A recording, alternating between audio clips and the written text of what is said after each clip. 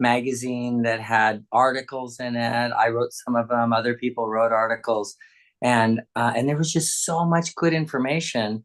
It's kind of hard just to let it sit there and archive. So we thought about, why don't we have a home cures that work where we discuss any health topic and you can ask any question. I know people in the other webinars were asking any questions, but do you ever wonder about arthritis? Do you ever wonder about this certain medication that the doctor put you on? What does it mean? Why am I on it? And the doctor couldn't explain it to me or whatever. We can do that. So you can ask questions about, it's an open field here of anything. You and I have been talking about natural health for almost like 16 years. And I was thinking we were kind of ahead of the curve for a while. We were talking about GMOs a long time ago. Now that's very mainstream. We were talking about like red light therapy a long time ago. Yeah. Yeah, there's a lot of information on that website. And now we're going to cover a bunch of that. And I'm excited. Yeah, we were talking about glyphosate and all the pesticide problems, and now with the increasing Parkinson's and Alzheimer's, and everybody's going, hey, wait a minute, what's going on here? And Parkinson's is clearly linked to toxins. So, we talked about this before. This is all. We talked about EMF a long time ago. Yeah, I heard some. Go ahead. Grounding. Yeah. Yeah, we talked about all this stuff. Yeah. There was one guy who had he had started getting headaches, and he was feeling like brain fog, and he couldn't function well. And I tried testing, and all his blood tests were normal, and nothing was like panning out as far as what the problem was. It was his neighbor told him that they had just put a new electric meter on his house.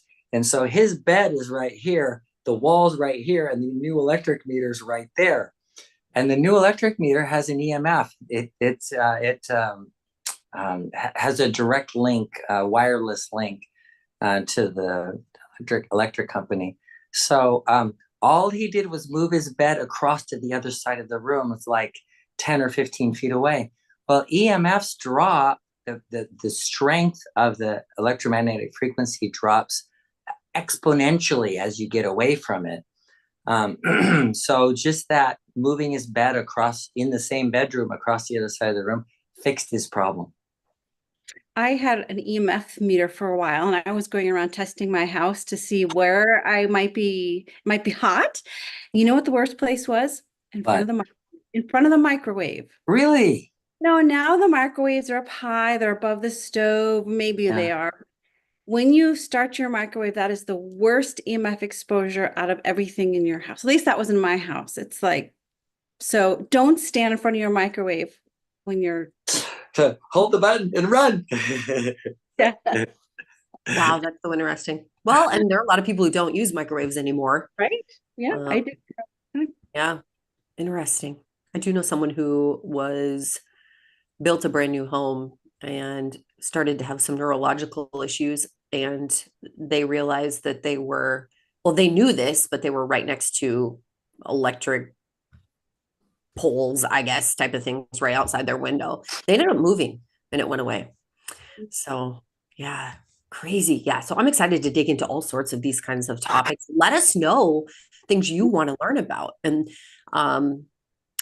I remember 10 years ago, it seemed like it was easier to find information about these kind of things. And now it's almost like they hide a lot of this stuff. And so hopefully we'll be a good source for you to come and get some information about some of these different things that are going on. Today's topic is going to be an interesting one. So this is episode 77, and we are going to be talking about a healthy retirement. I'm going to let Cheryl and Dr. Saunders talk a little bit about how this came to be. And I'm excited to chat about this. So first of all, though, I do need to mention that Dr. Saunders is a doctor, but he is not your doctor. So if we talk about something today and you're excited about it and you want to implement it, maybe consider talking to your medical provider about it before you do that, even though they might not know what you're talking about. Okay, here we go. Take it away. Well, so I work with our customer service team and we review a webinar every week. It's something we do to keep ourselves able to help customers beyond just refunding or helping you place orders. We want to be knowledgeable, be able to help our customers. So we watch a webinar, and this past week we listened to one that had to do about stress. And this was like, I think like 55 or 56 of the diabetes webinar. And Joe and Barton was on, and you were talking with Joe, the general things about stress, exercise and going to bed early, fasting, having community, like the blue zones. But one of the things you mentioned was that there is a thing such as retirement stress. And you had said that more people die of heart attacks during retirement than not. And that something important about living is actually having to have that stress you need. Besides, you need stress in your muscles, you need to exercise and grow. You need kind of stress in your emotions in order to grow, but also you need stress in your brain. And that learning is important, and that not having any thoughts is actually more stressful than stressful thoughts. And so that's what I thought we could talk about today, is kind of the retirement mindset, which can help you or might harm you. Yeah, it does, and that's real. If you look at Dr. Kabat-Zinn's work in Massachusetts, he was measuring levels of people's stress hormones. And so people go along and then all of a sudden they're like up here, and you go, okay, what happened? What happened in this period? My dad died. I was in a car accident. And usually, pretty marked stressful events. Some of them less stressful events. I graduated from high school or graduated from college. It goes up and then it goes down quickly. But one of the more stressful events was retirement. It's big, when you look at his scale came out of the 43 most stressful things in human beings. And this is from measurements of the stress hormones. This isn't how I feel about it. This isn't a questionnaire of saying, oh yeah, because for example, getting married is about as stressful to your adrenal glands as getting divorced, and they're about the same. And losing a child is very stressful, but the birth of a child is almost as stressful as losing a child. So we may say, oh yeah, that we had a baby and it's wonderful, but there's a lot of life changes that happen there, and you think it's wonderful, but your adrenal glands are going, wow, this is stressful. So it's different than you think. So the 43 list of the most stressful life events are based on what your adrenal glands are saying. And so it's really interesting. And so in this study, retirement came out number 10 out of 43. And they're all losses. All the top ones, the top 10 are all losses. Loss of a child, death of a loved one, a parent. If if you have somebody that is not close to you, that you don't rely on in any way, then it doesn't have a marked amount of stress. But if it's someone you depend on, even peripherally, like say you're an adult and you have your own life and you don't depend on your parents, but one of your parents dies, because there's still a connection there and you still may depend on that parent. Now, not everybody does, so that's not exactly, but retirement number 10, and that's a loss. You're losing something from your life, which is what work gives you, is something to do every day. Okay, got to get up, got to go up, got to do this, got to do that. Having things to do, that's really important. It keeps you going. It keeps your mind focused. And that's what Cheryl was just talking about. When you retire, you lose the focus. It's like, boom. And then it's really funny. If you look at the divorce rate, it goes up after people retire. Why? Well, you lose your focus and you realize, gosh, I uh, we don't connect anymore. You know, we're not on the same level anymore.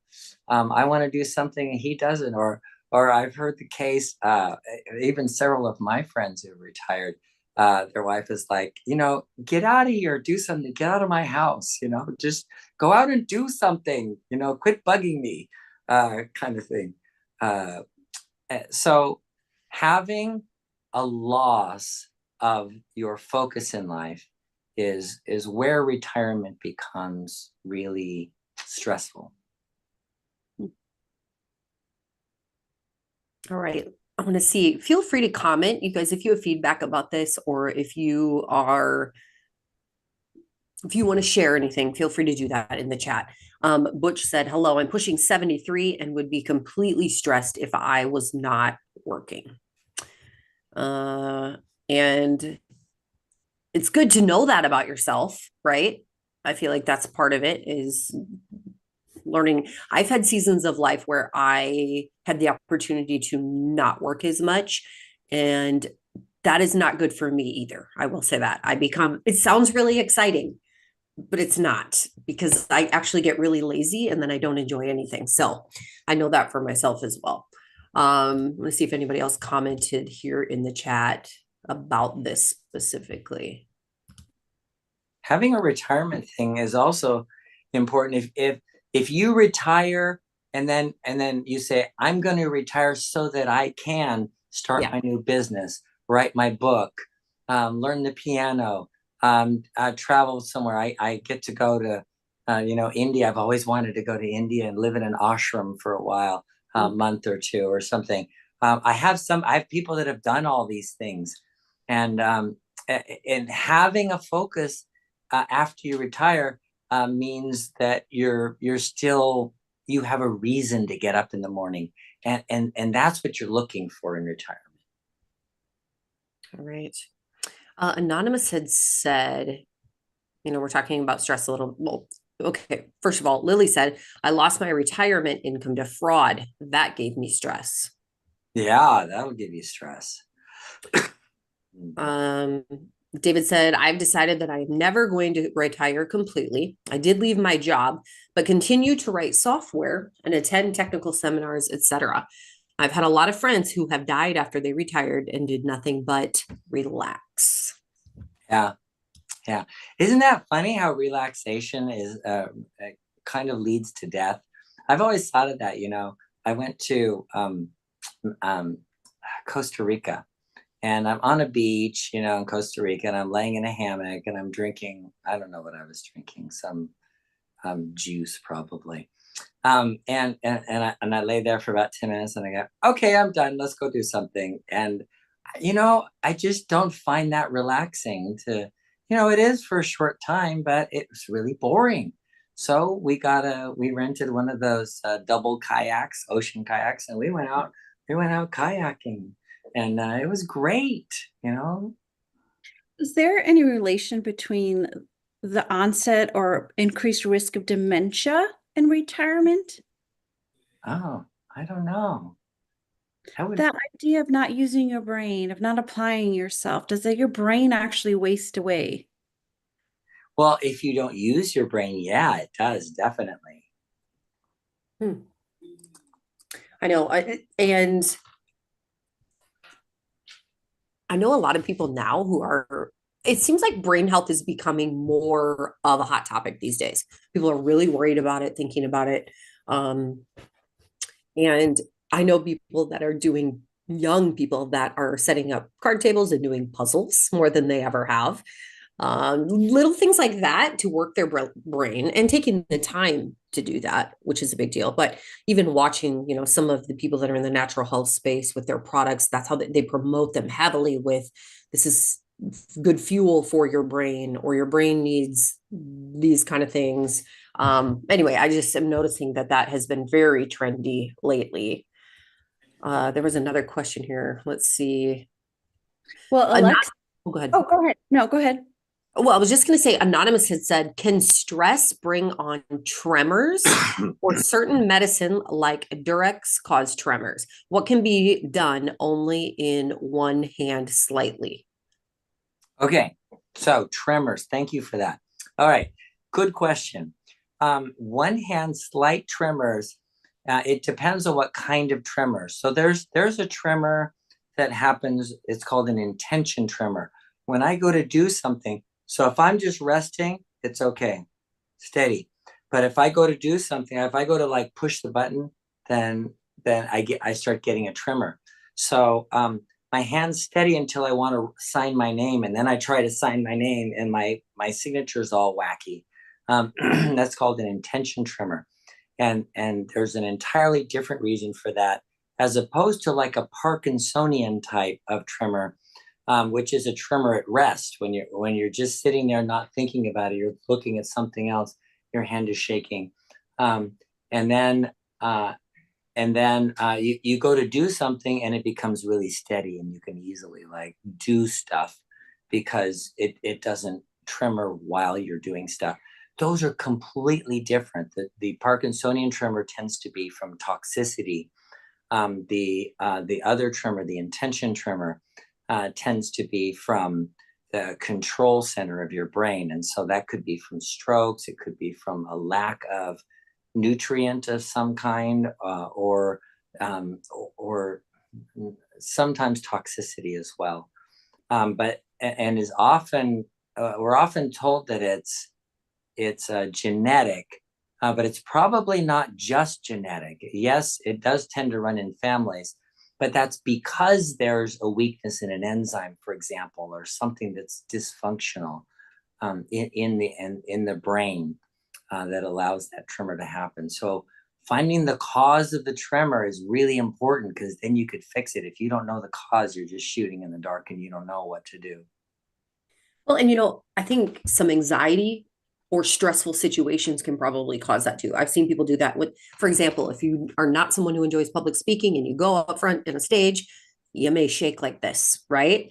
I noticed some weird things for me. Like I'll even notice sometimes in my neck, it feels like I'm like if I'm really nervous, I'll kind of notice some weird things. Either that or my neck's just really out of place. That could be it too. But I do notice different things that happen when I get nervous. So, that kind of stress could do that as well. Yeah. I used to So get my lip used to spasm like this. I used to sing and I'd get nervous and then my lip would go like this while I was singing. That was horrible. That was horrible. singing in front of a group. Yes. Oh, wow. Isn't that terrible? Oh, So, anyway. so the answer to your question is yes, but the stress isn't the cause. Stress makes whatever you have worse. Mm. So you take a stick, and it's got a weakness in it somewhere. You can't see where the weakness is. As you stress that stick, it's gonna break wherever the weakness is, and that's what stress does. Where it brings out your weakness, so to speak. Okay. So, based on Cheryl asked about whether a retirement actually caused Alzheimer's disease. There's a study. 3,433 civil servants in the Whitehall study, and they followed them, those who retired versus those who didn't retire. Declines in verbal memory happened 38% faster after retirement compared to before retirement. So the decline in verbal memory function clearly shows change in cognition because of retirement. So yes, if you retire, you're 38% faster decline in your brain function. I see that one of the ladies said that she retired a few months ago, and she picked up quilting to keep her mind busy. Love it. Oh, quilting is great. John said I retired a few months ago and I'm still trying to figure it out. Trying to adjust my finances is very stressful for me. I'm sure. Yeah. And I love that Diana says no such word as can't. I am learning how to. I'm learning how to publish someone's book at the moment. Nice. Wow. You worked in a retirement home, didn't you? You ran a retirement home. What would you say to people to keep them out of the retirement home? Okay, that's a great question. Okay, so when a retirement home is retirement from life. You don't want a retirement home. You want to retire, and there are certain things that you may not want to do. So you may not want to have a big house with a yard and have to push a lawnmower and do all that stuff and maintain all of that. Although some people do in their retirement, they want to fix up the house and they like fiddling around with things and fixing things and doing all that. And that's fine. But so you may go into a condo where everything is taken care of and you just have to worry about your own little space, so that you can do other things. So the way to stay out of a nursing home is to exercise, and clearly exercise. Muscle mass at retirement is the best way to determine if somebody's going to end up in a long-term care facility or not. So keeping up your muscle mass is important. How do you do that? Exercise. Walking's okay. Running's better. Riding a bike is good. Doing rowing, working out at the gym. You need weight-bearing exercises because that builds your bones too. And keeping your muscle mass up in all areas of your body. So doing it's simple. You don't have to have any special machines. Push-ups, sit-ups, they don't take any special machines. Running doesn't take any special machines. And if all you can do right now is walk, then just walk, because walking is great. All right. Alexis said, I recently retired at the age of 55 years old. I don't want to fall into the circle of retirement stress. Thank you so much for this segment. Yeah. So you don't want to have the retirement stress. So the way to not have retirement stress is what Cheryl first told us at the beginning, is have a focused mind. Focus on something, have something to do, reason to get up in the morning, something that keeps your mind active. And if that means taking up cello playing, then do that. It doesn't, learning a new language is one of the best ways to maintain your brain function. All right. I had a patient today. She's 68 years old, and it was her first time she came in and she said, okay, so I'm really healthy. Turns out she wasn't after we went through all her details. But I want to live to 108 years old, and I want to be alive and active at 108. And so I said, okay, here's what it's going to take. But she's already learning Japanese. She's taking Japanese classes at age 68. So I think that's great. Love it. Let's see. Judy said, since I've retired, I am more busier than when I worked, it seems. I tell everyone I need to go back to work to get some rest. Ha. That was the quilting one too. I've heard that. How did I get all this done before I retire? I know. I found that for myself, though, the busier I am, the better I manage my time. When I am not busy, oof, that's not good. It's funny. I love to have a really specific schedule, and then I can't stand it because it's too rigid. And so then I like freedom, and then I can't stand freedom because I really need a schedule. And I just do this back and forth all the time. I don't know what that says about me. Split personality, maybe. I'm not sure. Okay. Christina said, when you say toxins, can you be more specific?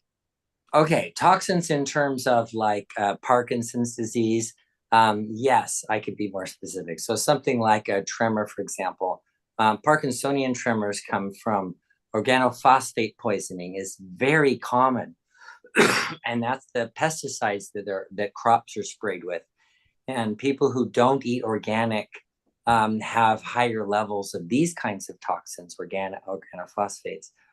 But there's all kinds of other ones that are pretty rare, but show up. So if you have a tremor, you got to find out what it is, so you test the heavy metals, because things you might not expect, like, you might be taking a manganese supplement or a supplement, a mineral supplement that has manganese in it. Well, manganese can cause Parkinson's if you get too much of it.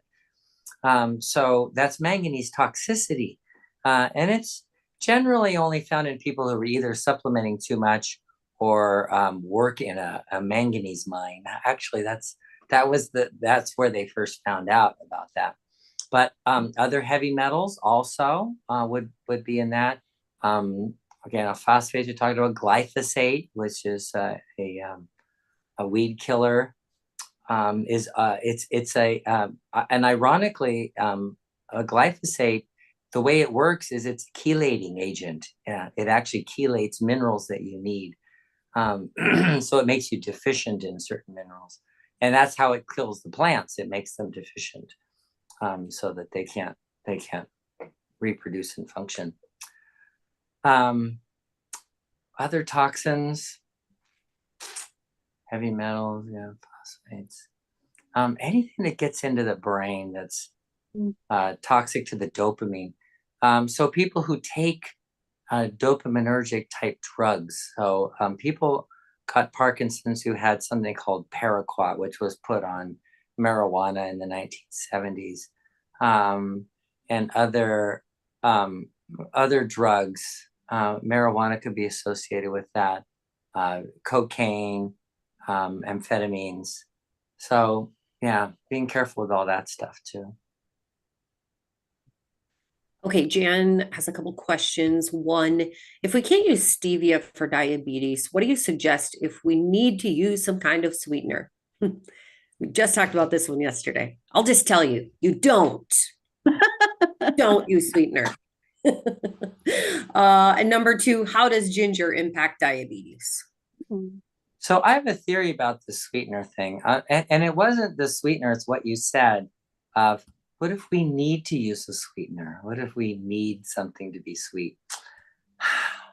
The problem is not the sweet. The problem, ultimately, when you dig down, it's the need.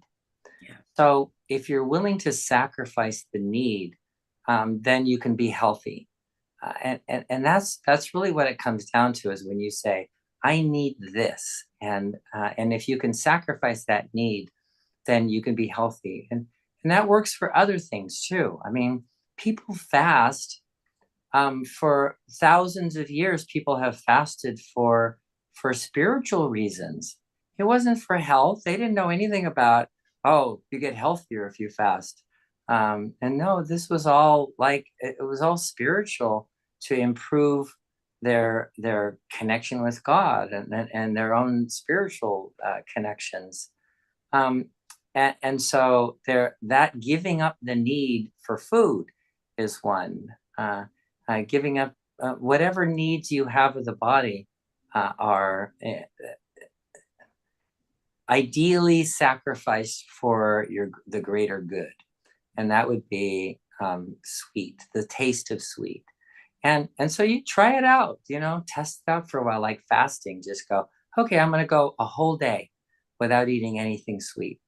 Oh, gee, I lasted a day. That was easy. I'm going to do a month without anything sweet, or something like that. And that kind of gets you into thinking about it. And then after your month is up, then you come to something sweet. You go, you know what? I can do without that. I don't know. And then sometimes you do. Sometimes you eat something sweet and it's good and you enjoy it. I was going to add to that, but I decided I'm not going to. That was good.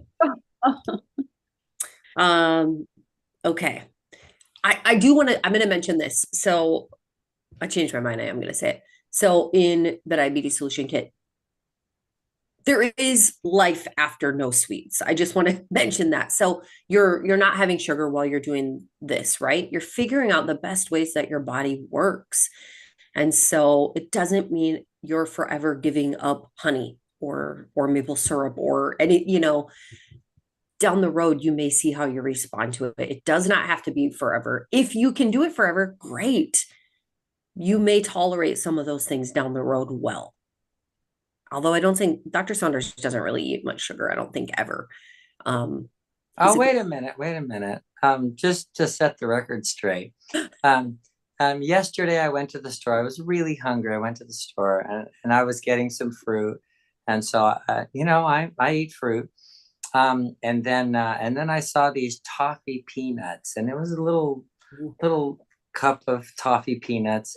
And I'm like, I love toffee peanuts. So I bought some. I ate the whole thing. Okay, good for you. No, I'm just kidding. um, but I just say that because I think people feel like, and I think I've gotten myself in that mental thing where it's like, well, if I do this forever, there is a mental switch that has to happen. And that's what Dr. Saunders is talking about. It is very important. But long term down the road, you may be able to enjoy that in every once in a while or in moderation or whatever it is for you. But do this now for you to get healthy because the way that you feel will be so wonderful. You may never want that again. And if you do, it's okay. You'll know what to do. We have people all the time that hop on and say, well, I know how to get my blood sugar numbers down. And so if I make a mistake, I know what to do to get it back. And that's the beauty, I think, of the program that Dr. Saunders and the Barton team have created. So, anyway, all right. There's certainly restriction can be hard for a lot of people because they've had food issues from who knows what or for how long. So the idea of restriction is only going to make it worse. But if you can think about it, giving your body, creating the environment for it to heal is a better Yes. approach. And that's what the Diabetes Solution Kit and what we try to do is help your body heal. And then you can see what you can enjoy after that. And Yeah. I remember I had someone tell me because I was not eating sugar and stuff through the holidays. And I remember someone saying, how can you go through the holidays and not eat sugar? And I said, I've eaten sugar my whole life, every holiday. I cannot do it for this one, you know? And once you get in that mindset, it really helps. Okay. Oh, this is a good question from Don. Is there any progress being made toward treating tinnitus? Ah, um, there was a recent study about hyperbaric oxygen that seemed to help tinnitus for some people. It's now understood that tinnitus doesn't come from the ears. It doesn't come from your hearing center, from the cochlea in your ears themselves. It actually is from the hearing center of the brain. So it's the brain, not the ears, where the problem is. So when it was thought to be the ears, there were all these things to help the cochlea, the fluid, the balance of um, sodium potassium balance and stuff like that have been tried. But now that we know it's the brain, then the treatment for tinnitus is a completely different issue, and that is, how do we fix the brain? How do we get the brain functioning again? And now there's a lot of books on that. And if you were to look at a book, Dale Bredesen wrote a book called The End of Alzheimer's. And it's kind of an unfortunate name in that it's so narrowly focused on this, dementia, Alzheimer's, because it's really about how to get the brain functioning again. Dr. Daniel Amen wrote a book called Keeping Your Brain for Life. It's been a long time since I read it. But Dr. Amen, the Amen Clinics, talks about how to restore function to your brain. And that's not just from Alzheimer's, it's from tinnitus, from PTSD, from accidents, from traumatic brain injuries, all of this stuff. And so these programs work. And Dr. Amen has shown in his studies that you can take a SPECT scan, which is a functional image of the brain, and you can see where the holes are, where the brain is not functioning. And then you can go on this program and then repeat after 3 to 6 months, you repeat the SPECT scan and you can see how, wow, that area is functioning again. So that you can see that it actually improves function of the brain. So I would recommend, if you have tinnitus, to start on a brain function program, either with Dr. Bredesen's program or Dr. Amen, Daniel Amen.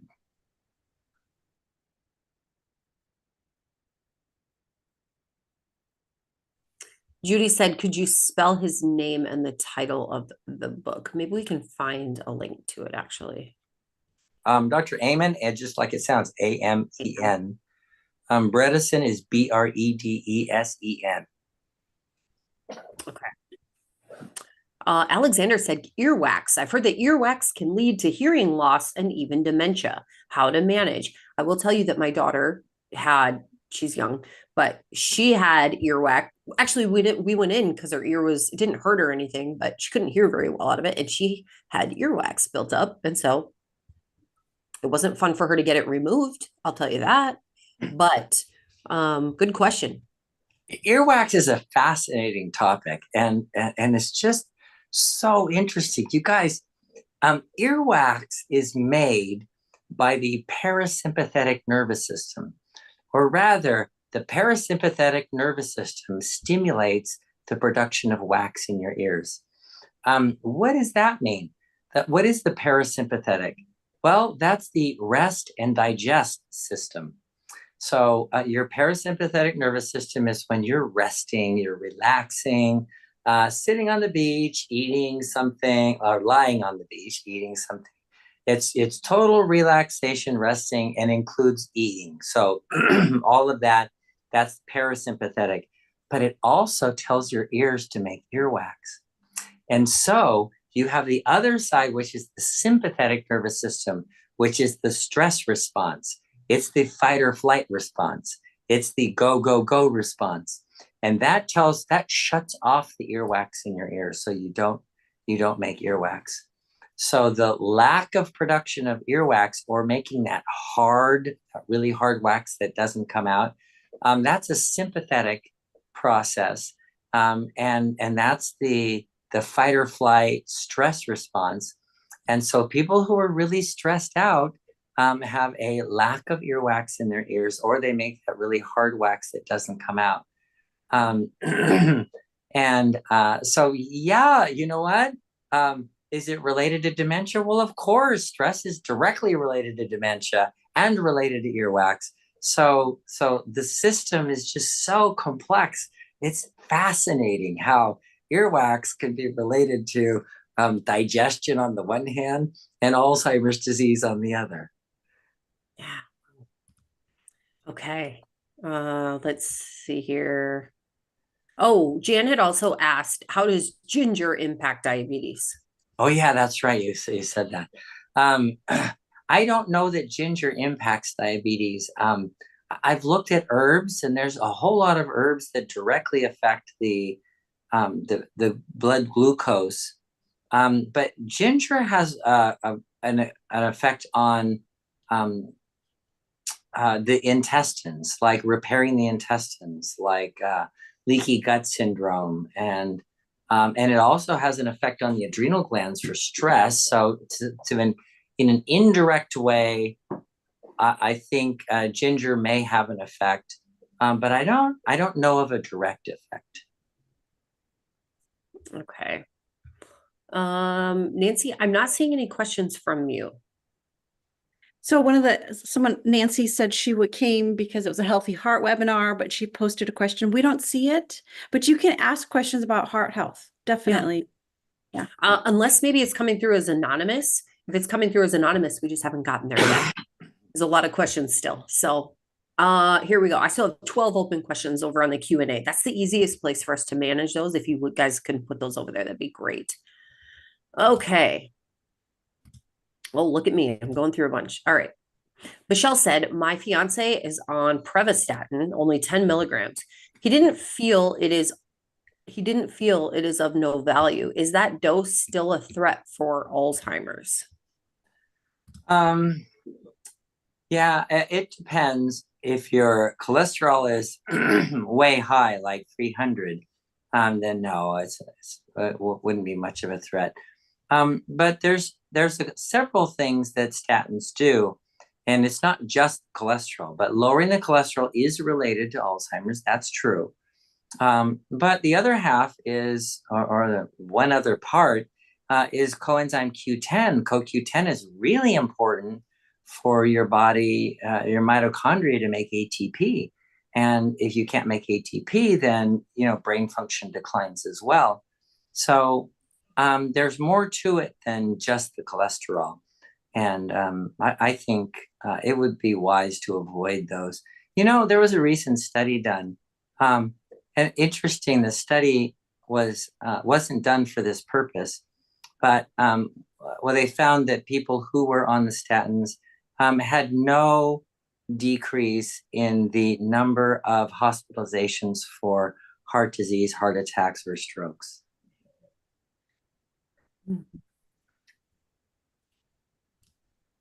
Okay. Anonymous said, can pomegranate juice, apple cider vinegar, and hibiscus tea interfere with blood pressure medication?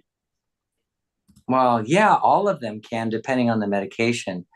And by interfere, it means either it can turn on the mechanism in your liver that detoxes those medications, or it can turn off the mechanism in your liver that detoxes those medications. So it can either make your medication more toxic, a higher level, or it can make it less toxic at a lower level. Yeah, because all of those will affect the cytochrome P450 to some extent. Okay. Anonymous also said, I'd like to know more about macular degeneration, and is it reversible? Oh, yeah, we should do like a webinar on macular degeneration. This is really important. Okay, the things that your ophthalmologist tells you are, I don't know that, I guess they're trying to make it simple for everybody to say, well, it's just genetic and there's nothing you can do about it. And you're going to have to just wait and watch. And when it gets really bad, we'll put injections in your eyeballs. When I was little, that was, we would make, instead of pinky promises like they make today, it was cross my heart, hope to die, stick a needle in my eye, kind of thing. And now, like, everybody's getting needles stuck in their eyeball. I'm like, are these all liars? Did they break their promises? Is that why they're getting needles stuck in their eyes? But they're putting injections of corticosteroids usually in people's eyes for these kind of things.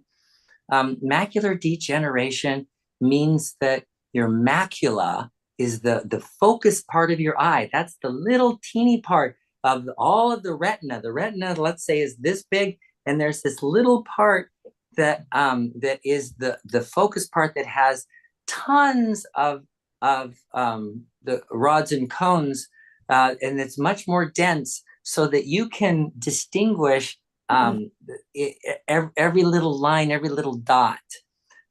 So it helps you to distinguish things at a much higher rate. So that's where the focus of your eye is. And when that's degenerating, what that means is that your whole retina is degenerating. But especially in that area, because that's where most of the activity is happening. And so where there's little activity on the outside, you don't see it very much. No big deal.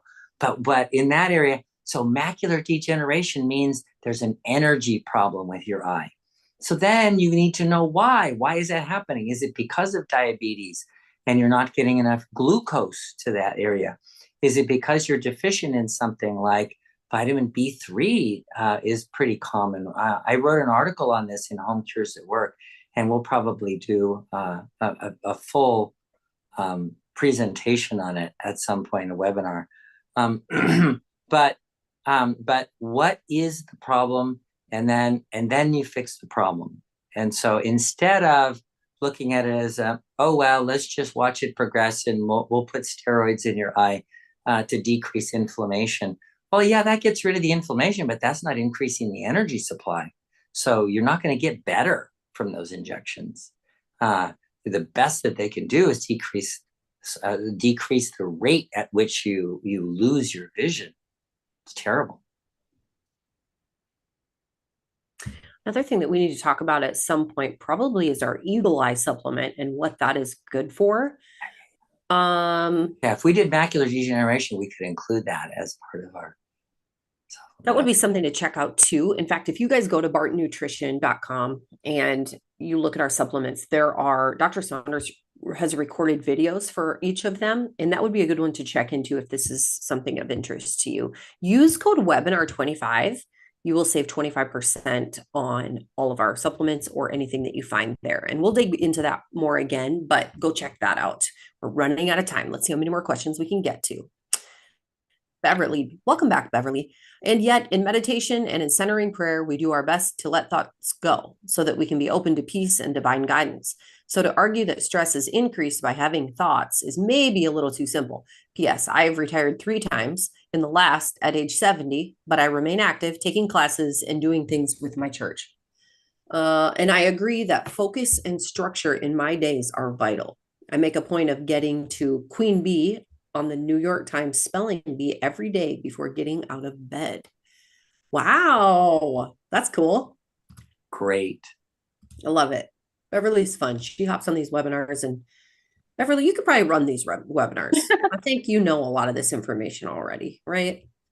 Beverly also said if you assiduously remove sugar from what you eat, after a short time, you won't want the sweet. I like that. It rhymes. Okay, here we go. Okay, we did that one. John said, how do you find out the cause of tremors? Did we kind of cover that? Yeah. Think so. Rose said, also, these can be replayed on our YouTube channel, bartonwebinar.com. You can catch the replay. Rose said, can anything be done for glaucoma to avoid putting drops in your eyes? Yeah, okay. We should also do one on glaucoma because I wrote a Home Cures That Work. So you can go online, go to Home Cures That Work, and it's a detailed article on what glaucoma is. Because most eye doctors do not understand what glaucoma is. They don't know. And so if you go to your eye doctor and you ask, what is glaucoma? They will tell you it's increased pressure in the eye, but that's not what it is at all. It's a breakdown of the retina where you're losing the ability to see and you're losing, well, at first the peripheral vision instead of like the macular degeneration where you lose the focusing ability. With glaucoma, you're losing your peripheral vision first. And there's reasons for that too. And it's a lack of energy supply. And so it's not increased pressure. In fact, half the people with glaucoma have normal pressure, do not have increased pressure. And then also half the people who have high pressure do not get glaucoma. So the pressure is not related specifically to glaucoma. And so if all they do is look at your pressure and give you drops for pressure, there's a 50% chance you'll never get glaucoma, even if your pressure is high. So, they worry you a lot about, they give you fear about losing your vision when that's not your issue. So if you look at what glaucoma is and how to avoid it and how to get rid of it, there's been a lot of studies on that, on what to do. And there's simple things like vitamin B3, niacinamide was one that showed a significant improvement in glaucoma, much better than you could ever get with eye drops. Okay. Anonymous says, does metformin reverse endometrial hyperplasia? Gosh, I've never heard of that. I don't know that it does, but metformin is being used for cancers of all kinds, but that's not endometrial carcinoma. You have endometrial hyperplasia, and that just means a thickened endometrium. And it's usually thickened for hormonal reasons. So I wouldn't suspect that metformin would be your best bet. I would suspect that you should look to why is your estrogen, why are you estrogen dominant is really nice. It doesn't mean your estrogen's high necessarily, because your progesterone could be low. That could be it. So looking at the hormones, this is probably a hormone thing. Metformin used to treat PCOS, polycystic ovarian syndrome? Yeah, but it's just used to treat one part of it. So there's the hormone part, which is the adrenal glands putting out extra estrogens, and then the ovaries and having this extra estrogen becoming estrogen dominant, turning off the progesterone. That's the hormone part. And then it also makes you insulin resistant. And that's where the metformin comes in to help that insulin resistance part that happens from the excess adrenal output. Okay. Alexander said, so how should the earwax be managed? Does it just disappear on its own? Is there an easy way to remove or just clean the ears of any accumulated wax? Yeah, just clean the ears of accumulated wax. The ears, nose, and throat specialists probably spend half their time just cleaning your wax out of ears, because it accumulates and people have hard wax and it doesn't come out like it should, ideally. Just clean it out periodically. What about ear candling? Ear candling. I've heard of that. People have told me that it's worked, but I've never tried it, and I haven't. I've had people tell me it works, so I don't know. That's a good thought. I wonder if you can buy those water things online now and do it yourself. Those ear bulbs, the ear Mhm. syringes. Yeah, Mhm. you can buy those. Okay.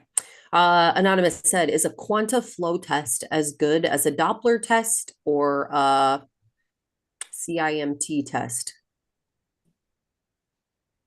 Doppler flow, CIMT. Okay, the CIMT is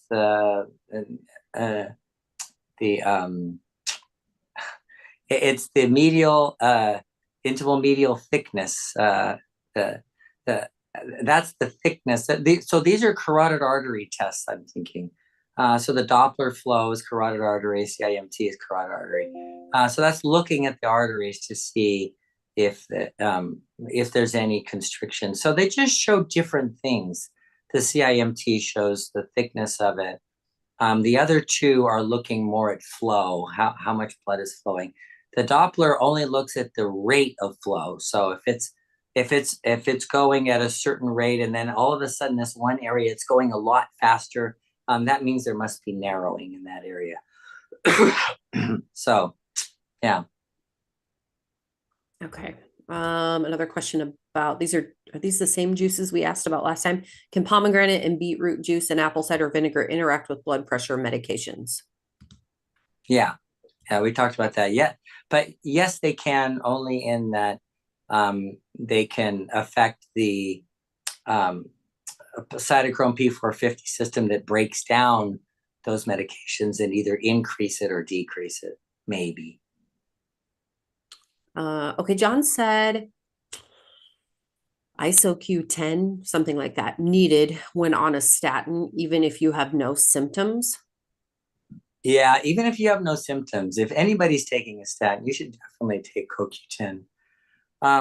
CoQ10 is normally made by the body. It's not a vitamin, but it does decrease over time. And if you're taking a statin, then it's blocked to some extent from the statin. So then your likelihood of decreasing more rapidly is there. So it would be better to take it. Okay, last question. Alexander said, I've been diagnosed with hiatal hernia and Barrett's esophagus. What would be a good course of action to reverse or improve the condition? Okay, that's a great question. And the answer to that is shrink your stomach. So what happens is the stomach is normally the size of your fist. And some people, they eat and eat and eat, and their stomach is like a 2-liter bottle. And what happens on the top part where the dome is you put pressure in there, and where the esophagus comes through the diaphragm, it pushes, the stomach pushes up through there. And so you have stomach, that's hiatal hernia. Stomach is inside the lung cavity. It's not supposed to be there. So what you need to do is shrink your stomach down to the size of your fist again, so that you can't eat more than that. That's the maximum amount you can eat. And what that does is then it pulls the stomach out of the lung cavity, and you don't have a hiatal hernia anymore.